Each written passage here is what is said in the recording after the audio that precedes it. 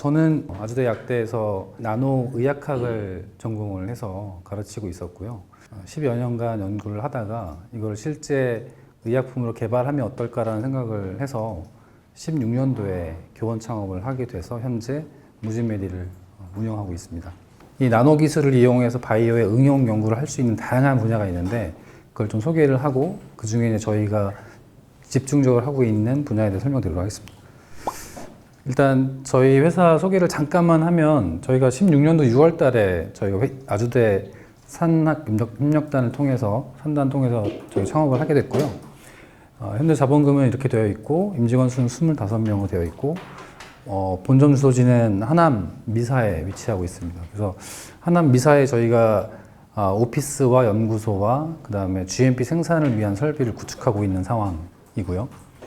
저는 그간 다양한 생체에 적용이 가능한 나노 소재를 개발을 해왔고 그 나노 소재의 특성이 여러 가지 자기적 성질, 또 광학적 성질, 다양한 성질을 가지고 있는 것들을 소재를 개발을 해왔고요.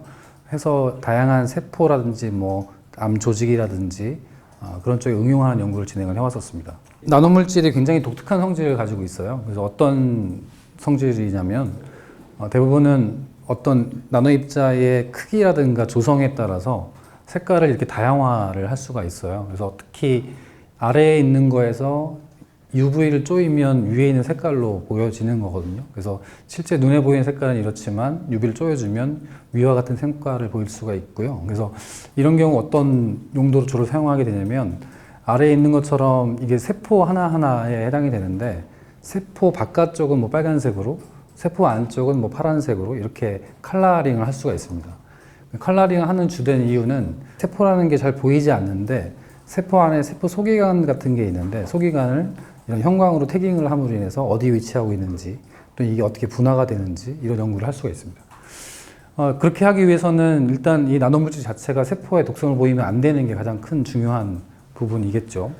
그래서 이거는 약간 카툰으로 되어 있는데 궁극적으로는 우리 몸에 있는 암세포를 이렇게 형광으로 보여주게 해서 형광이 있다면 그 빛이 띄어지게 해서 그 부위를 수술을 유도하는 그런 쪽의 연구도 상당히 많이 진행이 되어 있는 상황이고요. 또 하나는 자성을 띠는 나노 입자인데 이 자성을 띠는 나노 입자의 특징은 이렇게 자석을 갖다 대면은 자성을 띠고 있는 입자니까 따라오겠죠.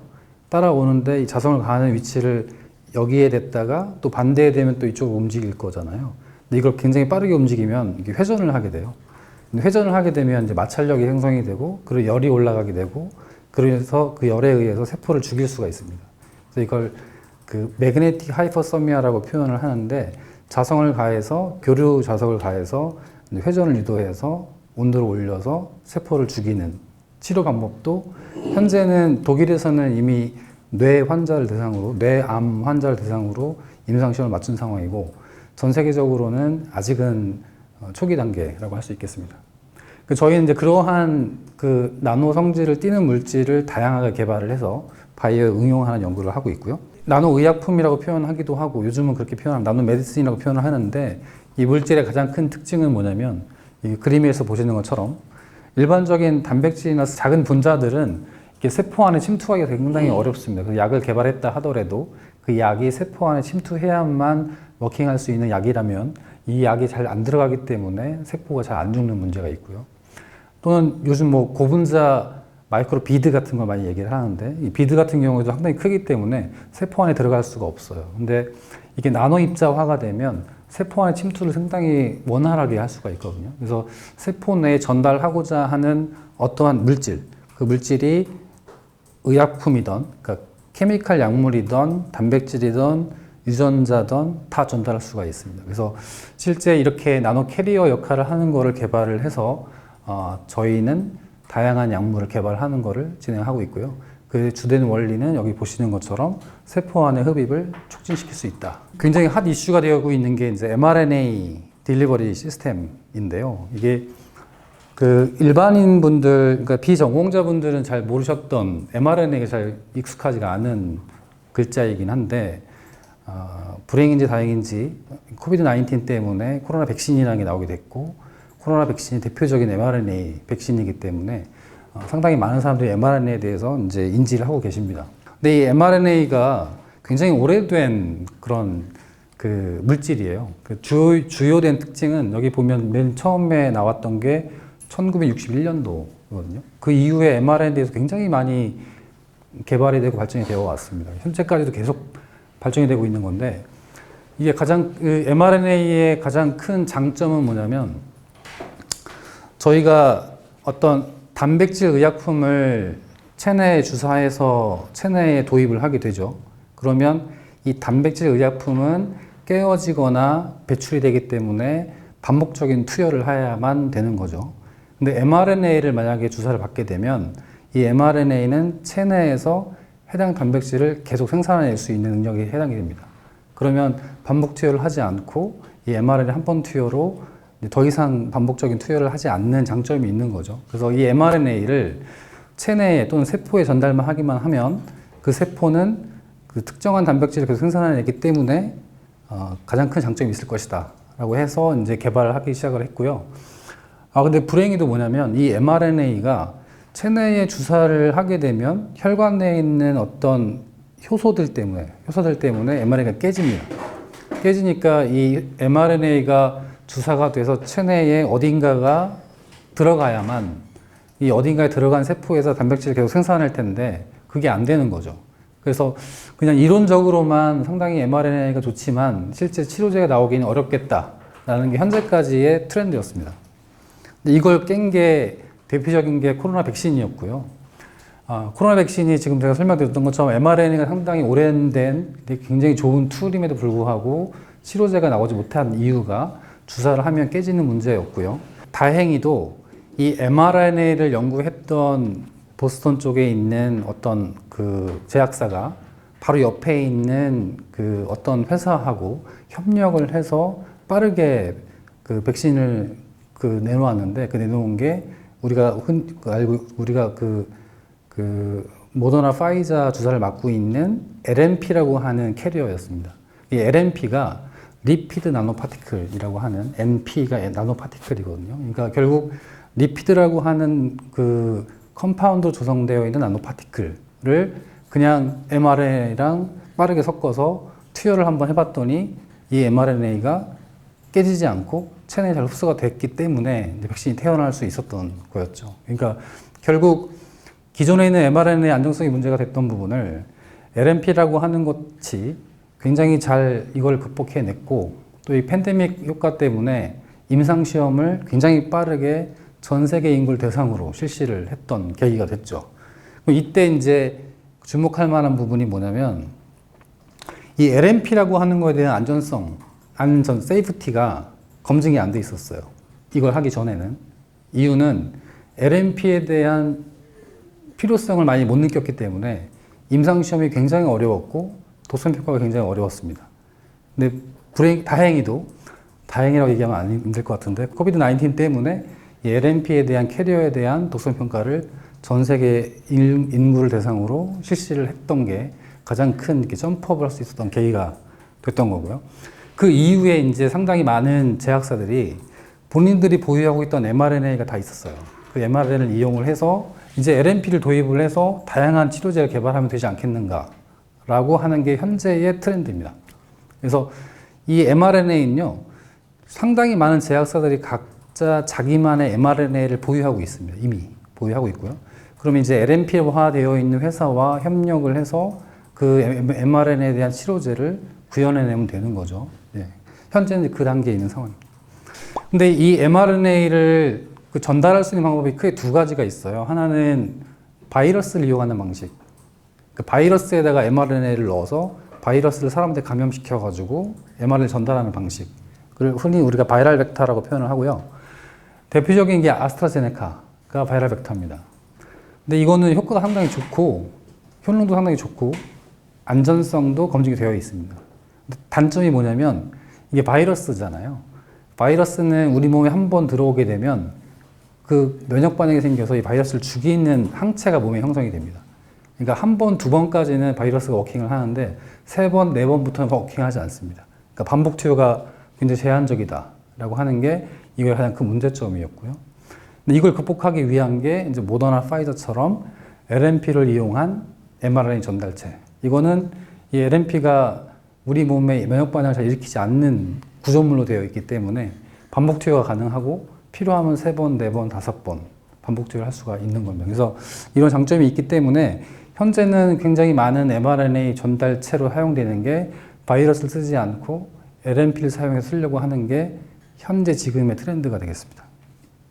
그렇다면 이 LNP라고 하는 게 상당히 중요하겠죠. 그래서 현재는 이렇게 되어 있어요. 이게 이제 그 mRNA의 발전 방향에 정리를 해 놓은 거고요. 예를 들면 이렇게 생각을 한번 상상해 볼게요. 코로나처럼 어떤 팬데믹을 일으킬 수 있는 바이러스가 나왔어요. 그 누군가 걸렸겠죠. 걸리면 이 사람이 왜 아픈지 피를 뽑아서 이 사람의 감염 여부를 확인해서 바이러스 채취할 수가 있겠죠. 바이러스를 금방 캐릭터라이즈 할 수 있습니다. 이게 어떤 바이러스인지 할 수 있습니다. 그걸 하는 그곳은 병원에서 할 수 있는 일이고, 그럼 그 정보를 확인해서 이 바이러스와 바이러스를 억제할 수 있는 단백질을 만들 수 있는 mRNA, 바이러스를 죽일 수 있는 단백질을 만들 수 있는 mRNA는 제약사가 개발을 하게 되고요. 그래서 빠르게 제약사는 플랫폼이 있기 때문에 mRNA를 금방 만들어낼 수 있습니다. 만들어내면 이 제약사는 근데 불행히도 LNP를 보유하고 있지는 않죠.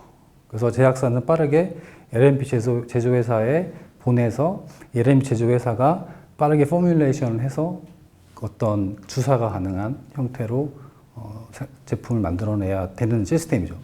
그러면 이제 여기서 자, 우리나라는 그러면 코로나 백신 같은 걸 만들 수 있을까 없을까를 고민해 봐야 됩니다. 이유는 그렇게 되려면 병원에서 감염력을 확인하는 건 병원에 할 수 있어요. 제약사도 그 병원에서 얻어진 정보를 이용해서 mRNA를 만들 수 있습니다. 그렇다면 필요한 건 LNP잖아요. 그게 있어야 만들어질 거 아닙니까? 미국은 되어 있고요. 그래서 우리나라는 여기까지 잘 되어 있는데 이 부분이 빈약합니다. LNP 제조에 관련된 부분. 그래서 저희는 저희 회사가 집중한 부분은 뭐냐면 이 부분에 집중을 했고요. 그래서 국내 제약사가 갖고 있는 mRNA를 LNP화해서 치료제를 개발한다 라는 게 저희 회사의 목표가 되겠습니다. 이 LNP가 누구나 다 할 수 있는 일이냐 그게 아니고요. 상당히 복잡한데 핵심은 이래요. 만드는 방법은 되게 간단합니다. 만드는 방법은 되게 간단하고, 그래서 mRNA 담겨있는 용액하고 아까 리피드라고 했잖아요. 리피드가 담겨져 있는 용액을 그냥 섞어주기만 하면 만들어집니다. 이게 그게 어려운 일은 아니에요. 그래서 그러면 mRNA는 아까 얘기했던 대로 제약사가 만들고 LNP는 그냥 사면 되는 거니까 누구든 만들 수 있는 거 아닌가? 그렇게 생각할 수가 있죠. 근데 중요한 부분은 뭐냐면 이 mRNA 자체가 강력한 음이온성을 띠고 있어요. 음전하를 띠고 있습니다. 근데 이 LNP라고 하는 것도 강력한 음전하를 띠고 있습니다. 그러니까 결국 음전하니까 얘가 안쪽에 들어가기가 매우 어려운 거예요.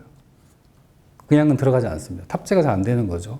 그래서 사용하는 게 뭐냐면 아이오나이저블 케타이온 리피드라고 해가지고 양이온성 지질 화합물을 꼭 써야만 얘가 아이오나이저블 케타이온 리피드가 음이온성을 띠고 있는 mRNA를 음전하를 떨어뜨린 상황에서 LNP를 쌀 수 있도록 해주는 역할을 하게 됩니다.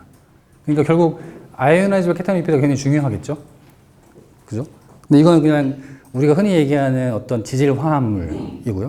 또 하나 중요한 부분은 이게 바이러스를 전달하는 방식 크게 3가지가 있는데요. 하나 제가 지금까지 설명했던 건 LNP라고 하는 리피드 나노 파티클이고, 리포플렉스라고 하는 방법도 있습니다. 이 방법은 이런 동그라미 형태의 바깥쪽에 mRNA가 위치하도록 하는 것. 안쪽에 위치하면 LNP라고 불리고 바깥쪽에 위치하면 리포플렉스라고 부르고, 이게 약간 좀 차이가 있긴 합니다. 근데 어쨌든 간에 그 LNP와 mRNA가 섞여 있는 그 마지막 최종 산물이 전체 전하가 양이온을 띠느냐 음이온을 띠느냐에 따라서 전달되는 우리의 장기가 다릅니다. 장기가. 그래서 양이온을 띠게 되면 예를 들면 어떤 리버 같은 곳에 많이 들어가게 되고요. 음이온을 띠게 되면 아예 다 안 들어가고 스플린 쪽에 많이 가게 되고요. 그러니까 결국 이 mRNA를 갖고 있는 LNP가 전하가 어떻게 되느냐에 따라서 리버, 렁, 스플린 가는 위치가 다른 거예요. 그러면 A라는 제약사는 목표가 리버 쪽이에요. 그 리버에 잘 갈 수 있는 차지 전하를 만들어야 되겠죠. 결국 이 LNP라고 하는 기술은 정형화되어 있거나 그냥 정형화된 프로토콜대로 해가지고 되는 게 아니고 A 제약사가 갖고 있는 mRNA의 전하량에 따라서 LNP를 옵티마이제이션 해야 되고 B 제약사가 갖고 있는 거에 따라서 또 옵티마이제이션 해야 되는 거죠. 그러니까 정형화할 수가 없는 기술입니다. 근데 제가 앞서 설명드렸던 이 아이오나이저블 케타이온 리피드라고 표현을 했잖아요. 이게 상당히 중요하다고 했고요. 그러면 전 세계적으로 이 아이오나이저 리피드, 케타이온 리피드를 차지하려는 노력이 많겠죠. 그죠? 그래서 보시는 것처럼 이게 대표적인 표인데 보는 것처럼 이렇게 생긴 컴파운드가 있어요. 뭐 잘 안 보이실 겁니다. 여기 아민이라고 N이 하나 있고요. 그다음 긴 이렇게 사슬이 이렇게 달려 있고요. 근데 얘랑 유사하게 생겼죠. 근데 얘랑은 똑같이 생겼죠. 이걸 보유하고 있는 회사가 에퀴타스라는 회사입니다. 이 에퀴타스라는 회사가 바이오엔텍 파이자에 이거의 사용권을 줬어요. 70권을. 그래서 바이오엔텍 파이자가 코비드-19 백신을 만들 수 있었던 거고요. 근데 모더나는 자체적으로 이러한 양이온성 지질 화합물을 갖고 있었어요. 그래서 모더나는 스스로 할 수 있었고요. 에퀴타스가 동일한 컴파운드를 큐어백에 보내서 실시권을 줘서 큐어백도 암 백신이라든지 이런 백신을 만들고 있는 겁니다. 결국 LNP라고 하는 그 기술 내에는 반드시 갖춰져야 되는 주요한 키 컴포넌트가 있고 이 키 컴포넌트는 메이저에 해당되는 그 지질 화합물을 만드는 회사가 보유하고 있다. 그래서 국내에 이제 최근에 뉴스를 보면 뭐 A라는 회사가 미국에 있는 LNP 양이온성 지질 화합물에 라이센싱 인을 해와서 그걸 이용해서 LNP화를 해서 뭐 암 백신을 만들겠다. 그게 이제 그런 내용입니다. 뭘 라이센싱 해오는 거냐면 이걸 라이센싱 해오는 거죠. 근데 그게 라이센싱이라는 게 이 물질을 보낸다기보다는 실시권을 주는 겁니다. 실시권.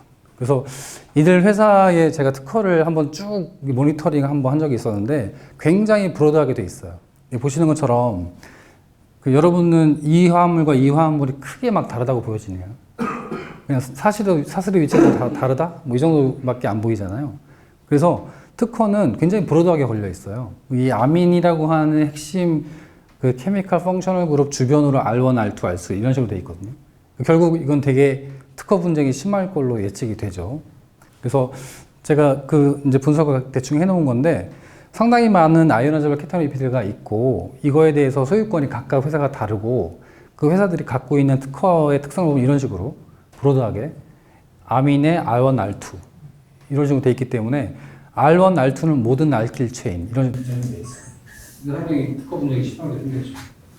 실제 이게 특허 분쟁이 있는 도표인데요.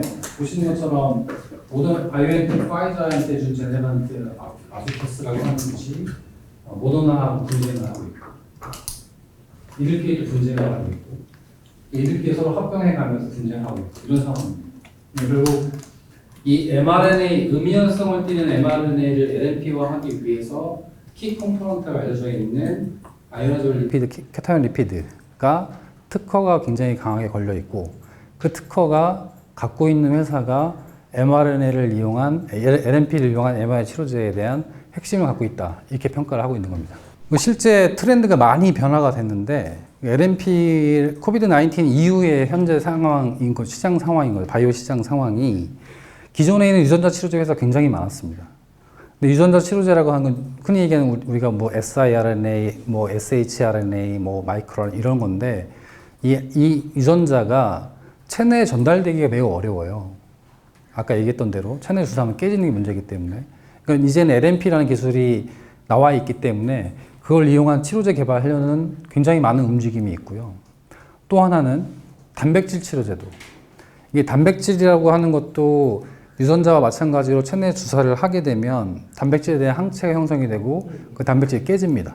그래서 단백질 치료제가 효과가 없게 되는데 이들도 그러면 안정적으로 체내에 주사할 수 있는 시스템이 필요한 거고요. 그래서 LNP라고 하는 거를 단백질 치료제 회사도 필요하기 때문에 이렇게 접목을 해서 하려고 하는 노력이 상당히 많이 있고요. 또 저희가 오늘 또 소개를 간단하게 해드리겠지만 유전자 편집이라고 하는 기술이 있습니다. 가위 기술이 있는데 이것도 단백질과 가이드 RNA라고 하는 유전자를 같이 전달을 해야 하는데 이것들도 마찬가지로 체내 주사하면 깨지는 게 문제였고요. 그래서 이거를 효과적으로 전달하려고 하는 LNP와 접목을 해서 하려는 그런 트렌드가 상당히 강하다라는 이제 말씀을 드리고 싶습니다. 그럼 이제 저희 회사는 그러면 이렇게 의견이 분분한 그 mRNA를 전달할 때 키 컴포넌트에 해당되는 아이오나이즈블 케톤 리피드를 회피할 수 있는 기술이 갖고 있는 것이냐, 이게 이제 키일 텐데 저희는 그걸 갖고 있습니다.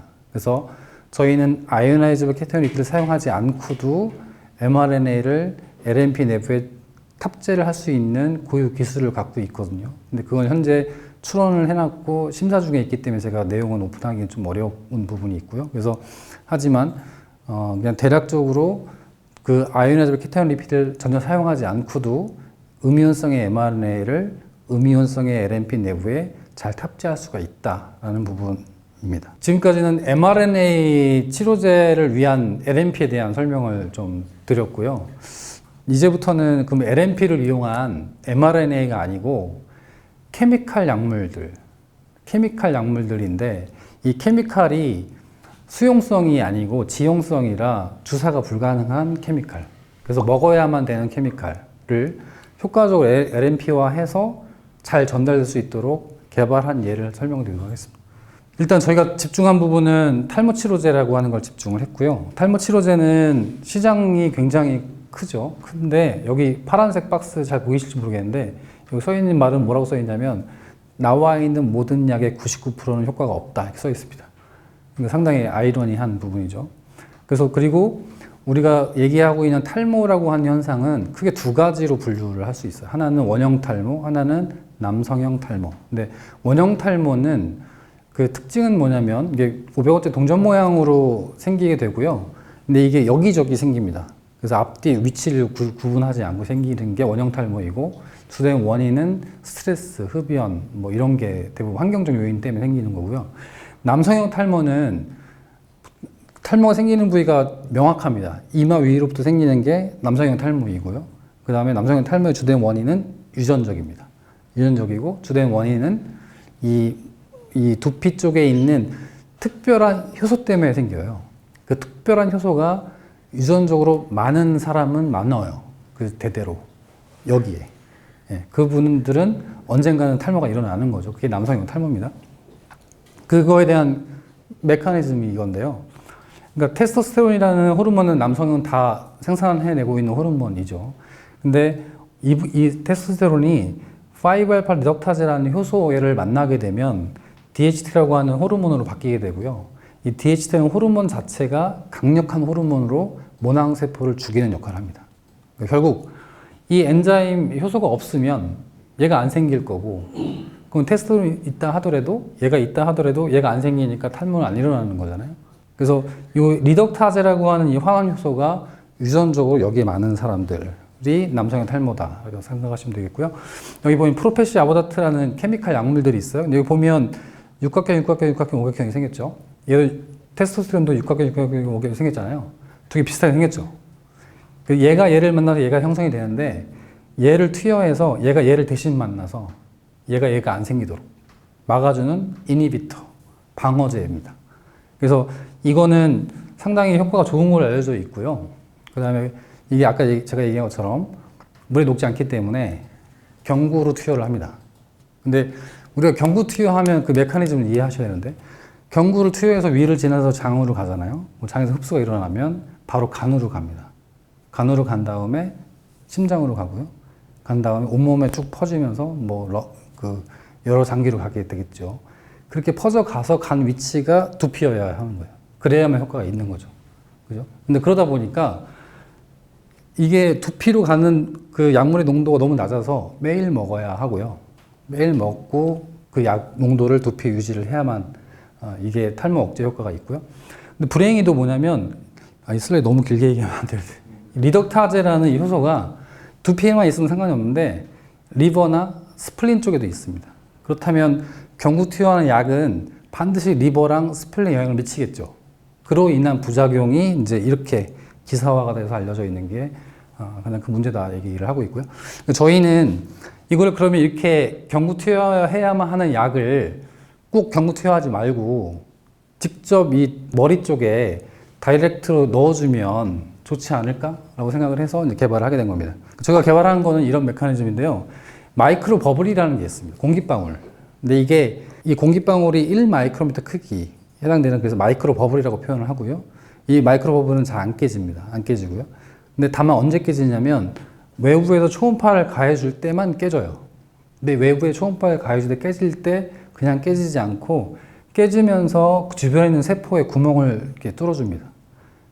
그래서 소닉을 가했을 때 포호가 생긴다 해서 소노포레이션이라고 표현을 하는데, 소닉을 가했을 때 구멍을 뚫어주기 때문에 뚫어준 구멍 사이로 약물을 이렇게 밀어 넣어줄 수가 있습니다.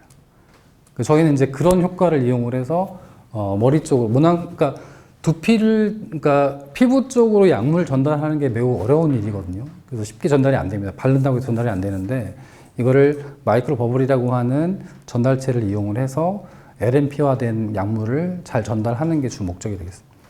실제 만드는 공정은 뭐 복잡하게 되어 있지만 상당히 쉽게 만들 수가 있고요. 생긴 모양 전자현미경을 보게 되면 동글동글하게 잘 만들어지게 되고요. 그래서 아까 제가 얘기한 것처럼 도포를 한 이후에 초음파를 가해주면 모낭세포 쪽으로, 아까 모낭세포에 유전적으로 많은 미덕타제라는 환원 요소를 억제시키는 게 좀 목적입니다. 실제 저희가 여러 가지 동물 모델을 통해서 진행을 해봤고 메커니즘 확인을 해보면 이게 이제 남성형 탈모 일어나는 현상인데요. 이게 모낭세포이고 여기 밑에 있는 게 모유두 세포라고 있습니다. 이 모유두 세포가 영양 공급을 해주는 세포인데요. 이 DHT라고 하는 아까 호르몬, 변화된 강력한 호르몬이 이 모유두 세포를 죽입니다. 그래서 영양 공급이 안 됐기 때문에 털이 빠지는 거를 남성형 탈모라고 표현을 하고 있고요. 근데 하지만 저희가 트리트먼트 해주는 그 약물 효과를 적용할 경우에는 이 모유두 세포가 굉장히 헬시한 걸 볼 수가 있고 영양 공급이 잘 되는 걸 볼 수가 있습니다. 실제 다양한 조건으로 저희가 동물 모델을 만들어서 테스트를 해본 결과인데요. 일단 대조군을 한번 보겠습니다. 대조군의 경우는 이렇게 검은색 마우스 털을 잘 깎고 뜯어가지고 1주, 2주, 3주 이게 주 단위로 끊어보면 한 3주 정도 되면 털이 자랍니다. 이건 자연적으로 자라는 거죠. 그 위에다가 테스토스테론을 발라주게 되면 아까 얘기했던 대로 이게 DHT로 바뀌면서 털이 안 자라게 됩니다. 안 자라게 되고요. 근데 거의 테스토스테론 발라주면서 그냥 한번 발라줘 봤어요. 단백질, 어떤 치료제를 혹시 잘 들어가나 해서 발라주면 안 들어가죠. 근데 LNP화해서 혹시 잘 들어가나 해서 발라봤더니 LNP도 2마리 빼고는 잘 안 자랐습니다.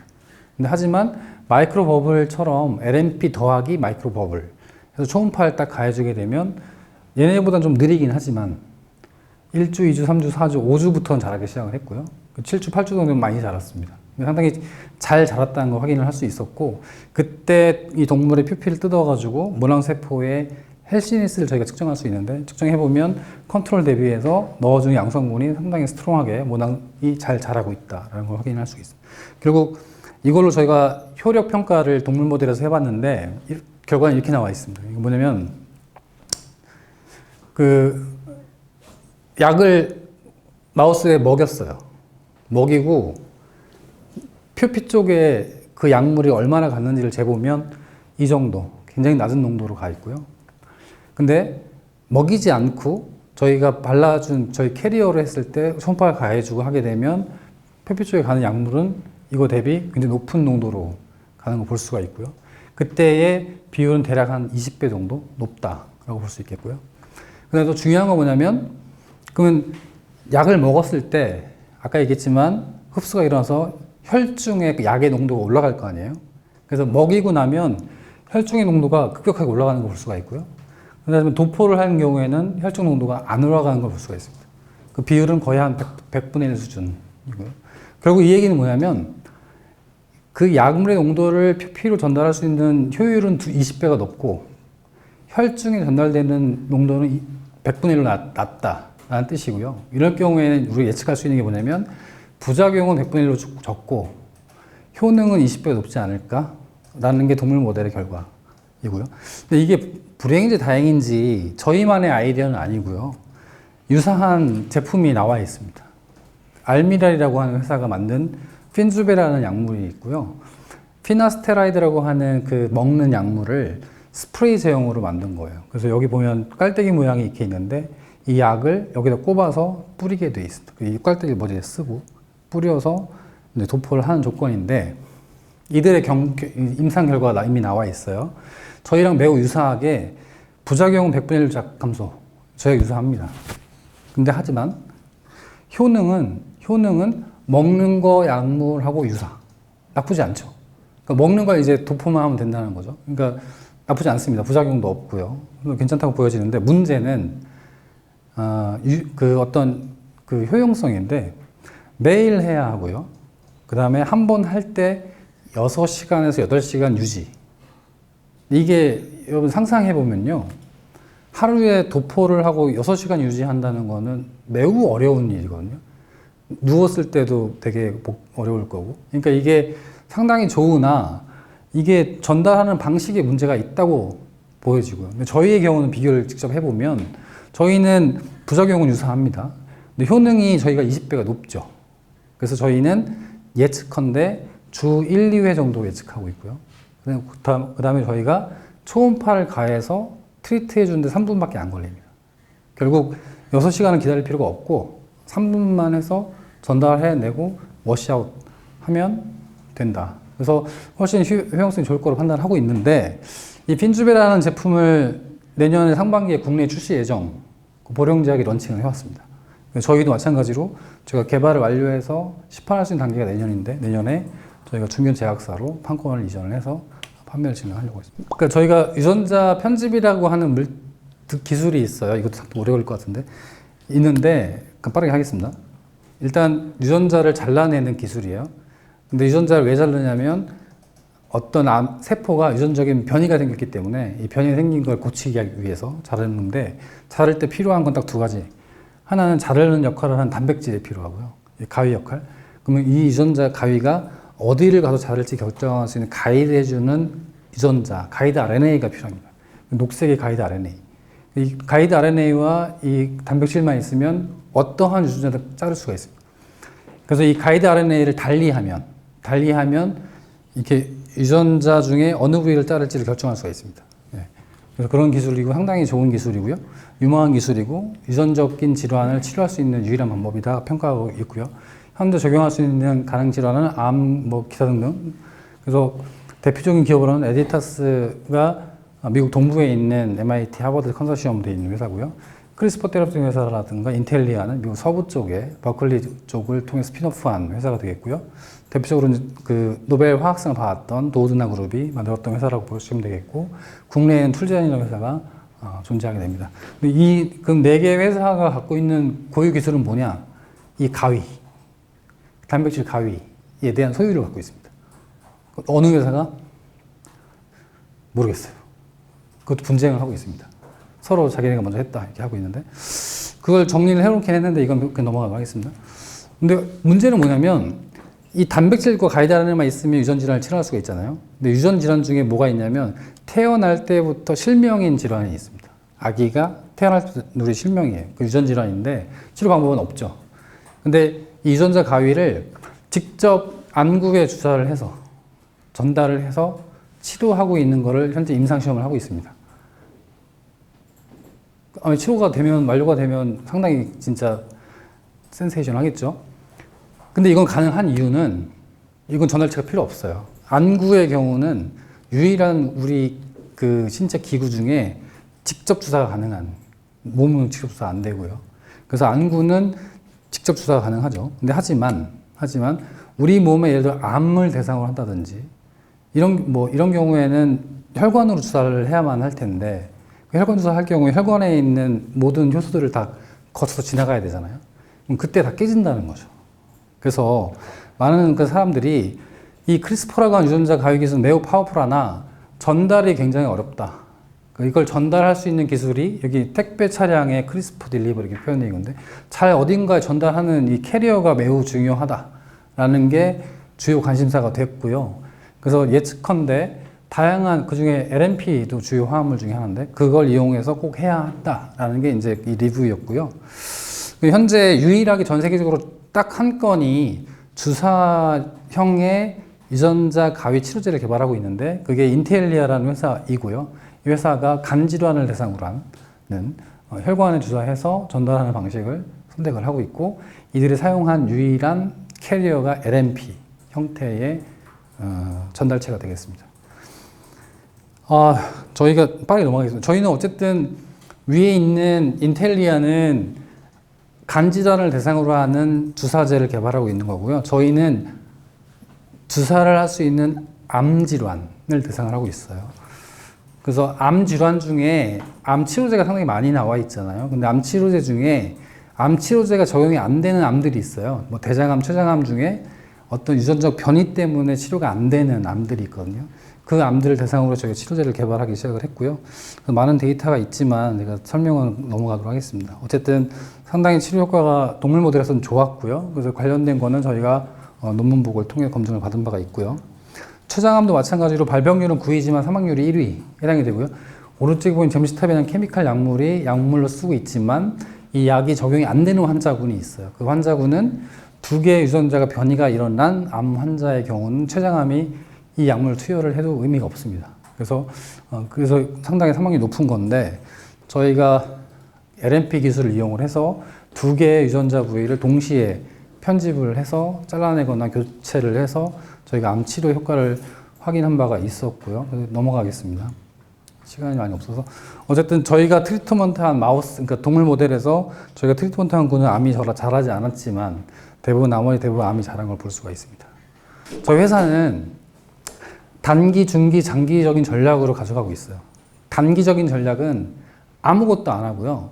그냥 LNP 자체만으로도 효과가 있는 사업이 있습니다. 그 사업이 세포 배양의 첨가제, 세포 배양을 촉진시키거나 또는 세포의 어떤 성장을 촉진시킬 수 있는 그런 기능이 있거든요. 그걸 이용한 이 사업을 하고 있고요. 근데 이거는 뭐 어떤 인허가 이슈가 없기 때문에 빠르게 제품화를 할 수가 있습니다. 중기적인 전략은 아까 얘기했던 바르는 남성형 탈모 치료제, 중기적인 전략을 하고 있는 거고요. 특징은 안쪽에 이미 임상이 승인된 케미칼 약물을 탑재하는 형태고요. 장기적인 전략으로는 아까 얘기했던 유전자 가위라든지 단백질 치료제를 여기에 탑재를 해서 체내 주사를 해서 근부정의 치유를 하는 방식을 진행하고 있습니다. 그래서 저희 회사는 단기적으로 올해 안에는 매출을 꼭 일으킬 수 있도록 저희가 기능성 화장품 원재료 공급하는 걸 진행하고 있고요. 세포 배양의 첨가제도 약간의 R&D가 필요하기 때문에 그 내년쯤에 일어날 수 있을 걸 판단하고 있습니다. 여러 가지 파이프라인을 저희가 구축하고 있고요. 그래서 이 파이프라인대로 진행이 된다면 저희 25년쯤에는 저희가 지금 현재 코넥스에 있지만 코스닥으로 이전 성장할 수 있는 그런 거를 이제 갖추려고 노력하고 있습니다. PEG라고 하는 거를 포함하는 LNP를 써야 되는 이유는 LNP가 수용화가 잘 되게 하기 위해서 필요한 거예요. 근데 그러면 PEG가 일으킬 수 있는 부작용이 뭐냐면 아나필락시스 같은 면역 반응인데요. 이게 전 세계, 그러니까 사람의 파퓰레이션을 따졌을 때 매우 낮습니다. 그러니까 누구나 일어나는 질환이 아니고 특정 어떤 사람한테만 일어나는 질환이고요. 그래서 mRNA 백신을 맞을 정도, 그러니까 지금은 팬데믹 때문에 모든 사람이 일반인이 다 맞지만 원래 mRNA 백신은 일반인이 맞는 게 아니에요. 지금은 이런 상황이 맞는 거고요. 그러니까 무슨 얘기냐면 흔히 mRNA 암 백신을 만들거든요. 암 백신이라는 거를 처음 들어보시고 모르겠는데 암 백신을 만듭니다. 그 이유는 암이 걸린 환자, 더 이상 치료 방법이 없다. 환자한테 적용하는 거예요. 결국 PEG에 의한 아나필락시스에 대한 부작용이 있을지 없을지 모르는 상황에서 또 그 아나필락시스보다 훨씬 더 시리어스한 질병으로 사망을 앞두고 있는 환자이라면 PEG가 있고 없고 그닥 중요하지는 않죠. 그죠? 그러니까 일단 그 부분을 제가 말씀드리고 싶고요. 그럼에도 불구하고 그런 부작용도 없는 LNP를 만들고 싶은 게 연구자들의 목표잖아요. 그래서 현재는 PEG를 쓰지 않는 방식으로 제가 단어는 표현하지 않겠습니다. PEG를 쓰지 않는 다른 형태의 LNP를 수용화가 잘 가능한 물질을 개발하고 있습니다. 많은 사람들이. 이것도 아마 특허가 이슈가 있을 겁니다. 근데 하지만 제 개인적인 소견은 이미 암 백신을 맞을 정도의 암 mRNA 치료제를 맞을 정도의 환자라면 상당히 시리어스한 환자이고 이 아나필락시스가 결정적인 요인은 아닐 것이다. 라는 게 제 소견이고요. 하지만 그럼에도 불구하고 또 다른 코로나 사태가 일어날 수도 있잖아요. 그럴 때에는 보편적으로 적용할 수 있는 PEG가 없는, PEG를 대체할 수 있는 컴파운드를 만드는 게 필요하다. 예. 그 무진메디는 그런 걸 갖고 있느냐? 후보군은 갖고 있습니다. 근데 그게 꼭 필요한지는 잘 모르겠어요. 이유는 이 개발자 입장, 그러니까 연구자 입장에서는 제가 지금 설명드린 것처럼 제가 대학 교수로서는 충분히 할 만한 스토리인데 회사 입장에서 생각하면요. LNP에 변수가 있으면 안 됩니다. 왜냐면 mRNA가 일단 변수잖아요. 개발 입장에서는 LNP에 변수를 두는 순간 LNP에 대한 안정성 평가를 다시 해야 됩니다. 그렇겠죠? PG를 바꾸는 순간 이 LNP에 대한 안정성을 다시 평가해야 될 거 아니에요? 그게 굉장히 그 개발의 허들이기 때문에 일단은 저희는 전략은 갖고 있습니다. 근데 하지만 그 전략을 가는 게 맞는지는 잘 좀 고민해 봐야 될 것 같습니다. 저희가 아이오나이저블 케타이온 리피드가 특허권이 굉장히 강한데 이걸 회피할 수 있는 저희 전략의 물질이 효능이 좋으냐 이게 물어보셨고요. 효능은 유사합니다. 예, 유사하고요. 저희가 그거를 트랜스펙션 에피션시라고 저희가 표현합니다. 저희 용어로는 그게 흔히 mRNA 전달 효율이 대략 정말 높으면 60에서 80% 사이. 저희는 대략 한 65% 정도 나오기 때문에 유사하다고 볼 수가 있겠고요.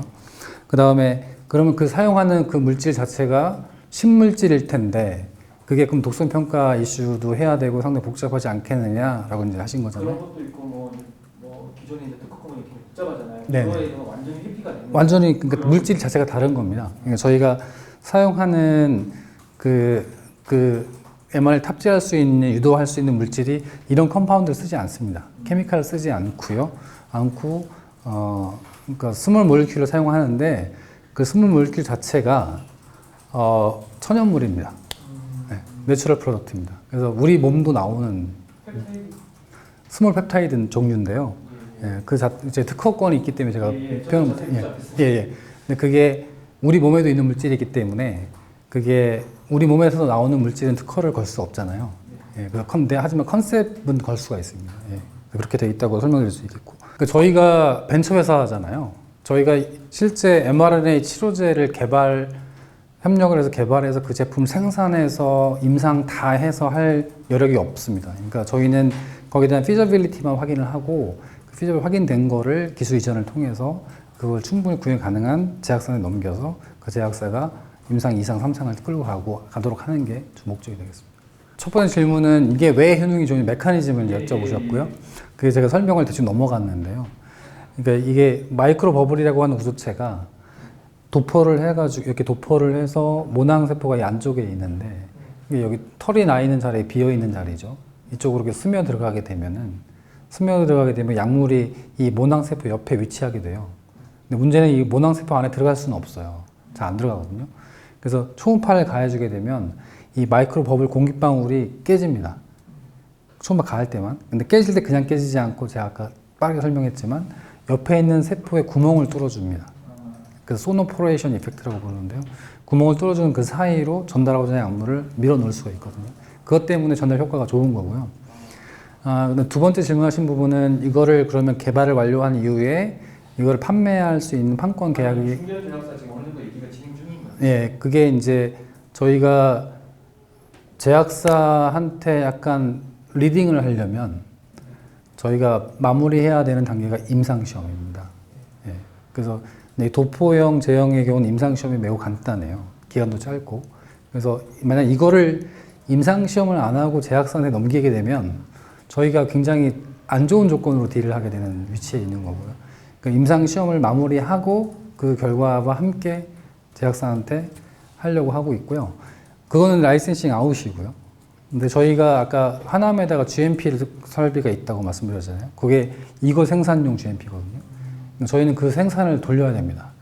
근데 그렇게 하려면 제약사한테 판권만 계약을 해서 제약사는 판매만 하는 쪽으로 진행하는 비즈니스 전략을 갖고 있는 거이고요. 모더나, 파이자도 굉장히 큰 회사지만 LNP 기술을 갖고 있지는 않아요. mRNA를 갖고 있는 거죠. 그러니까 결국 mRNA를 갖고 있으면서 LNP를 갖고 있다. 이건 굉장히 모순된 업이 상당히 다른 업이고요. 그러니까 그거는 두 개를 다 갖고 있다. 그럼 정말 대단한 회사인 거고요. 모더나 파이저도 없는 걸 갖고 있는 거니까. 그러니까 LNP 회사는 다른 거고 mRNA 회사는 다르다고 보시면 될 것 같고. 그러면 이제 LNP 회사가 가져야 될 필수 요소가 뭐냐? 뭘 있어야만 LNP 회사라고 얘기할 수 있느냐? 거기에 제가 이렇게 정리를 해놨는데, 그러니까 설명은 하지 않았는데요. LNP 회사 필수 조건은 세 가지. 탑재할 수 있는 기술이 있느냐? mRNA이든, 케미칼이든, 단백질이든, 이거 LNP라고 하는 이 구조물 안쪽에 유도해서 탑재할 수 있는 기술이 있느냐? 그 기술 중에 하나는 mRNA용이 아이오나이저블 케타이온 리피드라고 표현한 거고요. 요거는 mRNA용이고요. mRNA를 탑재하기 위해서 필요한 요소인 거고, 단백질용은 달라요, 또. 케미칼용도 다릅니다. 결국에는 그런 치료제를 LNP 내부에 탑재할 수 있는 고유 기술을 갖고 있는가, 거기에 대한 특허로서 보장받고 있는 기술이 있는가, 이게 가장 중요하다고 보여지고요. 그 다음은 뭐냐면 실질적인 측면인데 GMP 생산할 수 있는가. GMP 생산 못하면 거기 제조된 물질을 아무 데도 쓸 데가 없거든요. 그러니까 그러면 LNP 전문 회사라고 하면서 GMP가 없어요. 그러면 그 만들어진 거 뭐 할 겁니까? 그렇잖아요. 개발이 안 되는데. 그러니까 결국에는 LNP 회사라고 표방하려면 탑재할 수 있는 고유 기술 더하기 그거 자체를 GMP 생산할 수 있는가. 그건 필수라고 생각합니다.